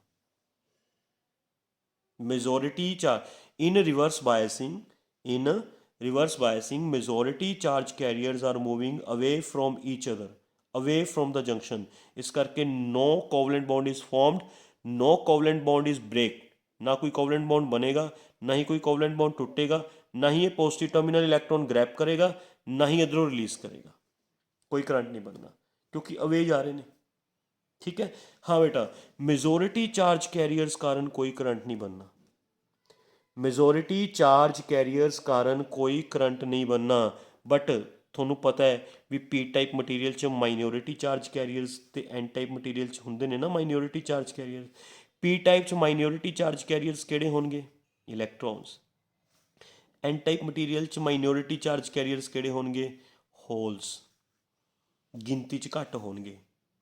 देखो मैं होल्स किन्नियां बनाइयां ने, इलैक्ट्रॉन सिर्फ 2, इधर इलैक्ट्रॉन्स किन्ने बनाए ने, होल्स सिर्फ 2। ठीक है, मेजोरिटी चार्ज कैरियर्स कारण करंट नहीं बनेगा, मेजोरिटी चार्ज कैरियर्स कारण करंट नहीं बनेगा। But about minority charge carriers, positive terminal कारण ये होल्स इधर नूं रिपैल होणगे, नैगेटिव टर्मिनल कारण इलैक्ट्रॉन्स रिपैल होणगे। Minority charge carriers are moving towards each other, ये माइनॉरिटी चार्ज कैरियर्स जंक्शन ते पहुँचणगे, जंक्शन ते पहुँच के एक दूजे नूं न्यूट्रलाइज करनगे, इत्थे कोवलेंट बॉन्ड बनेगा, है ना। जिन्ने इत्थे कोवलेंट बॉन्ड बननगे, जिधर बैटरी का पॉजिटिव टर्मिनल जुड़ा हुआ है, जिस साइड बैटरी का पॉजिटिव टर्मिनल जुड़ा हुआ है, नाल दी नाल उधरों कोवलेंट बॉन्ड ब्रेक होएगा, है ना, ਨਾਲ ਦੀ ਨਾਲ ਇੱਕ ਹੋਲ ਤੇ ਇੱਕ ਇਲੈਕਟ੍ਰੋਨ ਕ੍ਰੀਏਟ ਹੋਏਗਾ। ਇਲੈਕਟ੍ਰੋਨ ਨੂੰ ਇਹ ਪੋਜ਼ਿਟਿਵ ਟਰਮੀਨਲ ਗ੍ਰੈਬ ਕਰ ਲੇਗਾ, ਹੈ ਨਾ। ਜਿੰਨੇ ਇਲੈਕਟ੍ਰੋਨ ਇਹ ਪੋਜ਼ਿਟਿਵ ਟਰਮੀਨਲ ਗ੍ਰੈਬ ਕਰੇਗਾ, ਨਾਲ ਦੀ ਨਾਲ ਇੱਧਰੋਂ ਓਨੇ ਹੀ ਇਲੈਕਟ੍ਰੋਨ ਹੈ ਨਾ ਰਿਲੀਜ਼ ਕਰ ਦਿੱਤੇ ਜਾਣਗੇ ਅੰਦਰ। ਇੱਥੋਂ ਇਲੈਕਟ੍ਰੋਨ ਰਿਲੀਜ਼ ਕਰ ਦਿੱਤਾ ਜਾਏਗਾ। ਬੇਟਾ ਇੱਕ ਹੋਲ ਤੇ ਇੱਕ ਇਲੈਕਟ੍ਰੋਨ ਖਤਮ ਹੋਇਆ ਸੀ, ਇੱਕ ਕੋਵਲੈਂਟ ਬੌਂਡ ਬਣਿਆ ਸੀ, ਨਾਲ ਦੀ ਨਾਲ ਇੱਕ ਕੋਵਲੈਂਟ ਬੌਂਡ ਟੁੱਟ ਗਿਆ। ਜਿਹੜਾ ਹੋਲ ਖਤਮ ਹੋਇਆ ਸੀ ਉਹ ਹੋਲ ਦੁਆਰ ਤੋਂ ਆ ਗਿਆ, ਹੈ ਨਾ। ਜਿਹੜਾ ਇਲੈਕਟ੍ਰੋਨ ਖਤਮ ਹੋਇਆ ਸੀ ਉਹ ਘੁੰਮ ਕੇ ਥਰੂ ਬੈਟਰੀ ਦੁਆਰ ਤੋਂ ਆ ਗਿਆ। ਇਸ ਕੋਲ ਹੋਲ ਦੀ ਕਮੀ ਪੂਰੀ ਰਹੇਗੀ, ਇਸ ਕੋਲ ਇਲੈਕਟ੍ਰੋਨ ਦੀ ਕਮੀ ਪੂਰੀ ਰਹੇਗੀ, ਹੈ ਨਾ। ਕਿਸੇ ਇਸ ਕੋਲ ਮਤਲਬ ਹੋਲ ਦੀ ਕਮੀ ਨਹੀਂ ਹੁੰਦੀ, ਇਸ ਕੋਲ ਇਲੈਕਟ੍ਰੋਨ ਦੀ ਕਮੀ ਨਹੀਂ ਹੁੰਦੀ, ਹੈ ਨਾ। ਇਹ ਹੋਲਸ ਐਵੇਂ ਸਰਕਿਟ 'ਚ ਕਰੰਟ ਫਲੋ ਹੋਏਗਾ। ਹੁਣ ਦੈਟ ਮੀਨਸ ਰਿਵਰਸ ਬਾਇਸਿੰਗ ਦੇ ਵਿੱਚ due to majority charge carriers, majority charge carriers ਕੋਈ ਕਰੰਟ ਨਹੀਂ ਬਣਦਾ, ਬਟ ਮਾਈਨੋਰਿਟੀ ਚਾਰਜ ਕੈਰੀਅਰਸ ਕਾਰਨ ਕਰੰਟ ਬਣੇਗਾ। ਹੁਣ ਕਿਉਂਕਿ ਮਾਈਨੋਰਿਟੀ ਚਾਰਜ ਕੈਰੀਅਰਸ ਦੀ ਗਿਣਤੀ ਕਾਫੀ ਘੱਟ ਹੁੰਦੀ ਹੈ ਤਾਂ ਇਹ ਕਰੰਟ ਦੀ ਵੈਲਿਊ ਕਾਫੀ ਸਮੋਲ ਹੋਏਗੀ, ਵੈਰੀ ਸਮੋਲ। ਇੰਨੀ ਸਮੋਲ ਵੀ ਤੁਸੀਂ ਇਹਨੂੰ ਨਿਗਲੈਕਟ ਕਰ ਸਕਦੇ ਹੋ। ਤੁਸੀਂ ਕਹਿ ਸਕਦੇ ਹੋ ਵੀ ਰਿਵਰਸ ਬਾਇਸਿੰਗ ਦੇ ਵਿੱਚ ਡਾਇਡ ਕਰੰਟ ਪ੍ਰੋਡਿਊਸ ਨਹੀਂ ਕਰਦਾ, ਠੀਕ ਹੈ। ਬਟ ਅਗਰ ਤੁਹਾਨੂੰ ਕੋਈ ਐਗਜ਼ਾਮੀਨਰ ਕੁਐਸਚਨ ਪੁੱਛਦਾ ਹੈ ਵੀ ਕੀ ਰਿਵਰਸ ਬਾਇਸਿੰਗ ਦੇ ਵਿੱਚ ਡਾਇਡ 'ਚ ਕਰੰਟ ਹੁੰਦਾ, ਕੀ ਰਿਵਰਸ ਬਾਇਸਿੰਗ ਦੇ ਵਿੱਚ ਡਾਇਡ ਦੇ ਵਿੱਚ ਇਲੈਕਟ੍ਰੀਸਿਟੀ ਬਣਦੀ ਹੈ, ਤੁਸੀਂ ਕਹੋਗੇ ਯੈਸ ਬਣਦੀ ਹੈ। ਕਿਸ ਕਾਰਨ ਬਣਦੀ ਹੈ? ਮਾਈਨੋਰਿਟੀ ਚਾਰਜ ਕੈਰੀਅਰਸ ਕਾਰਨ। ਮੇਜੋਰਿਟੀ charge carriers are moving away from each other, but minority charge carriers are moving towards each other, ਹੈ ਨਾ। ਜਿਨ੍ਹਾਂ ਕਾਰਨ ਥੋੜ੍ਹਾ ਜਿਹਾ ਕਰੰਟ ਬਣਦਾ। ਹਾਂ, ਉਸ ਕਰੰਟ ਦੀ ਵੈਲਿਊ ਬਹੁਤ ਸਮੋਲ ਹੁੰਦੀ ਹੈ, ਅਸੀਂ ਉਹਨੂੰ ਨਿਗਲੈਕਟ ਕਰ ਸਕਦੇ ਹਾਂ, ਹੈ ਨਾ। ਜਿਵੇਂ ਫੋਰਵਰਡ ਬਾਇਸਿੰਗ 'ਚ ਅਸੀਂ ਕਰੰਟ ਮੇਜਰ ਕਰਨ ਵਾਸਤੇ ਮਿਲੀ ਐਂਪੀਅਰ ਯੂਜ਼ ਕੀਤਾ ਸੀਗਾ, ਹੈ ਨਾ। ਇਸ 'ਚ ਕਰੰਟ ਉਸ ਨਾਲੋਂ ਵੀ ਸਮੋਲ ਹੋਏਗਾ, that's why we are using micro ammeter. Clear? ਕੋਈ ਕਨਫਿਊਜ਼ਨ? ਅੱਛਾ, ਹੁਣ ਤੁਸੀਂ ਸੋਚੋ ਵੀ ਜਦੋਂ ਤੁਸੀਂ ਜਿਹੜੀ majority charge carriers when moving away from each other, away ਦੋਨੇ ਅਵੇ ਜਾ ਰਹੇ ਨੇ, ਅਵੇ, ਹੈ ਨਾ। ਅਵੇ ਜਾਣ ਨਾਲ ਜਿਹੜੀ ਆ ਡਿਪਲੀਸ਼ਨ ਲੇਅਰ ਹੈ ਆ ਵੱਧ ਨਹੀਂ ਜਾਊਗੀ, ਇਹ ਜਗ੍ਹਾ ਵੱਧ ਜੂਗੀ ਜਿਸ ਦੇ ਵਿੱਚ ਨਾ ਕੋਈ ਹੋਲ ਹੈ ਨਾ ਕੋਈ ਇਲੈਕਟ੍ਰੋਨ ਹੈ, ਇਹ ਜਗ੍ਹਾ ਵੱਧ ਜੂਗੀ। ਜਦੋਂ ਇਹ ਜਗ੍ਹਾ ਵਧੇਗੀ ਬੇਟਾ ਡਿਪਲੀਸ਼ਨ ਲੇਅਰ ਵਾਈਡ ਹੋਏਗੀ, ਵਾਈਡ, ਦੈਟ ਮੀਨਸ ਡਾਇਡ ਦੀ ਰੈਜ਼ਿਸਟੈਂਸ ਵਧੇਗੀ।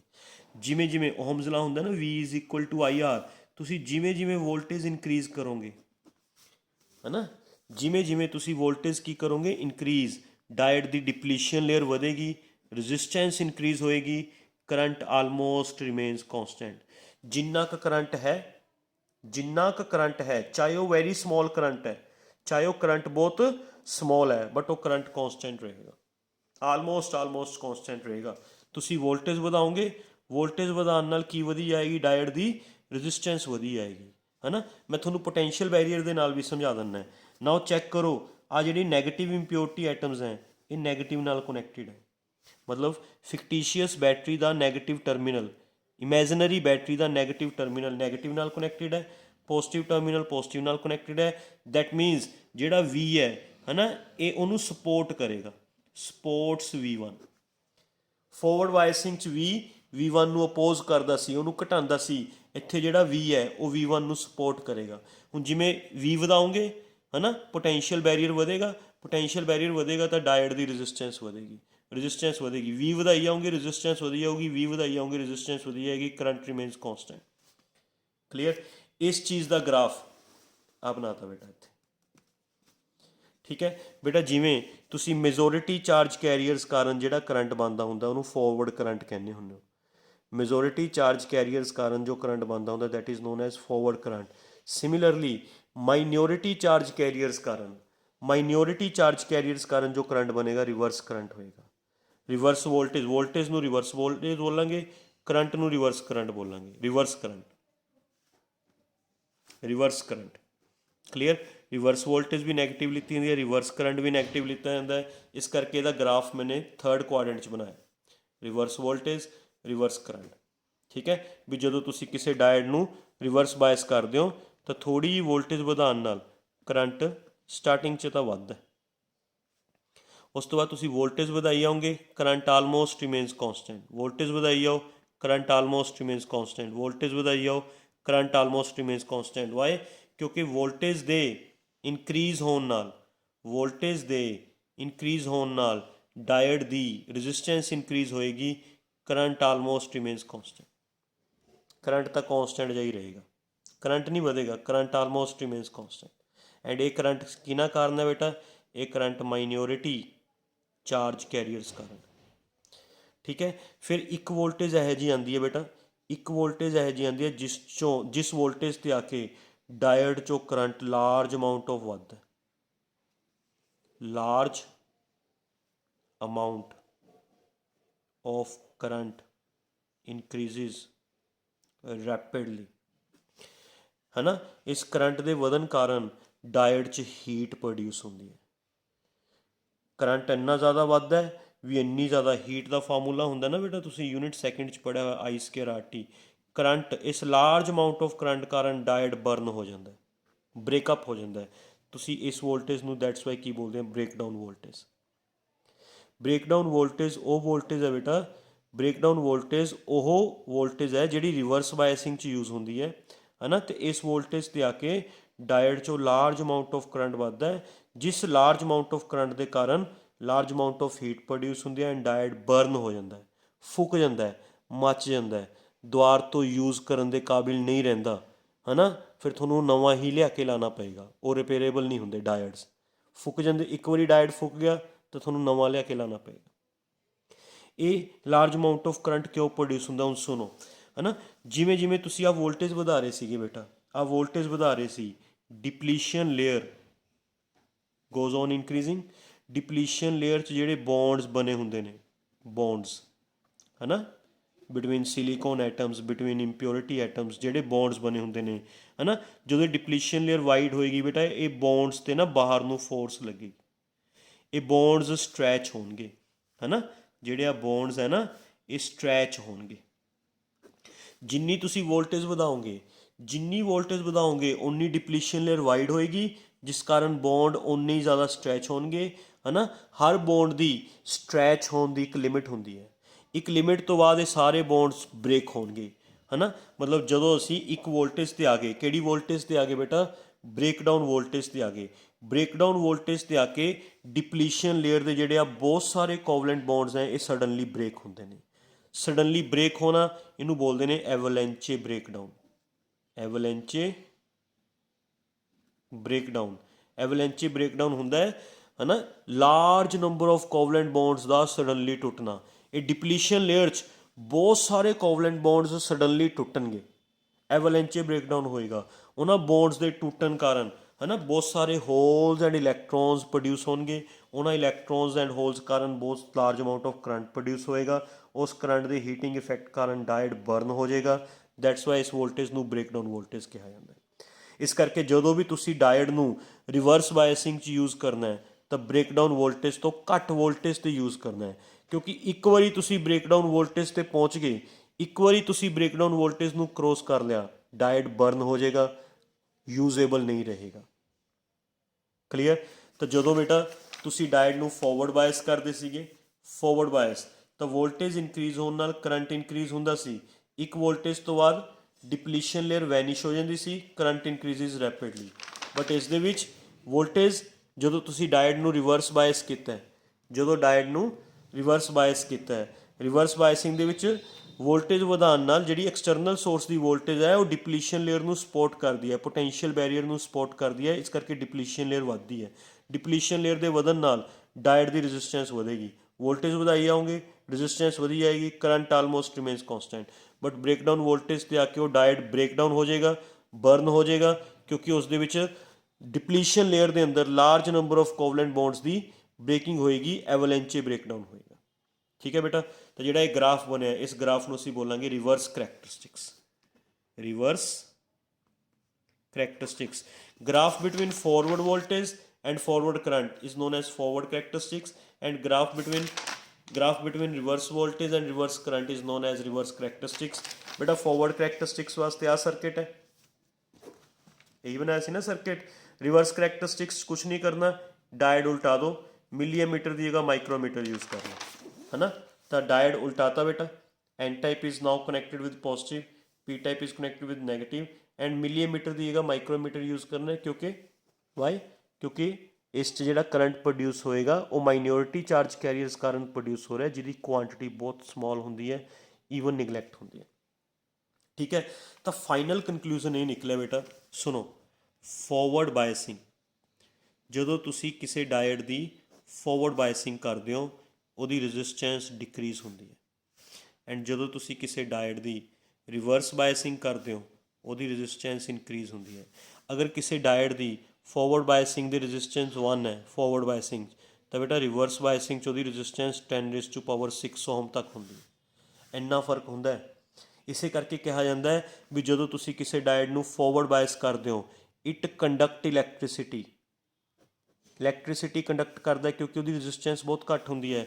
ਬਟ ਜਦੋਂ ਕਿਸੇ ਡਾਇਟ ਨੂੰ ਰਿਵਰਸ ਬਾਇਸ ਕਰਦੇ ਹੋ, it do not conduct electricity, ਉਹ ਇਲੈਕਟ੍ਰੀਸਿਟੀ ਕੰਡਕਟ ਨਹੀਂ ਕਰਦਾ। ਤਾਂ B careful about that point. ਕਿਸੇ ਵੀ ਡਾਇਟ ਨੂੰ ਜਦੋਂ ਤੁਸੀਂ ਫੋਰਵਰਡ ਬਾਇਸ ਕਰੋਗੇ ਉਹਦੀ ਰੈਜ਼ਿਸਟੈਂਸ ਬਹੁਤ ਘੱਟ ਜਾਂਦੀ ਹੈ, ਜਿਸ ਕਰਕੇ ਉਹ ਇਲੈਕਟ੍ਰੀਸਿਟੀ ਕੰਡਕਟ ਕਰਦਾ ਹੈ। ਬਟ ਜਦੋਂ ਤੁਸੀਂ ਉਸੇ ਡਾਇਟ ਨੂੰ ਪੁੱਠਾ ਕਰਕੇ ਰਿਵਰਸ ਬਾਇਸ ਕਰ ਦੋਗੇ ਉਹਦੀ ਰੈਜ਼ਿਸਟੈਂਸ ਬਹੁਤ ਵੱਧ ਜਾਏਗੀ। ਰੈਜ਼ਿਸਟੈਂਸ ਵਧਣ ਨਾਲ ਉਹ ਇਲੈਕਟ੍ਰੀਸਿਟੀ ਕੰਡਕਟ ਨਹੀਂ ਕਰੇਗਾ, ਬਿਲਕੁਲ ਵੀ ਨਹੀਂ ਕਰੇਗਾ, ਥੋੜੀ ਜਿਹੀ ਵੀ ਨਹੀਂ ਕਰੇਗਾ। ਕਲੀਅਰ ਬੇਟਾ? ਠੀਕ ਹੈ, ਸੋ ਥੀਜ਼ R the forward biasing, reverse biasing, forward characteristics and reverse characteristics of a p-n junction diet. Hope you understand very well. Thank you very much.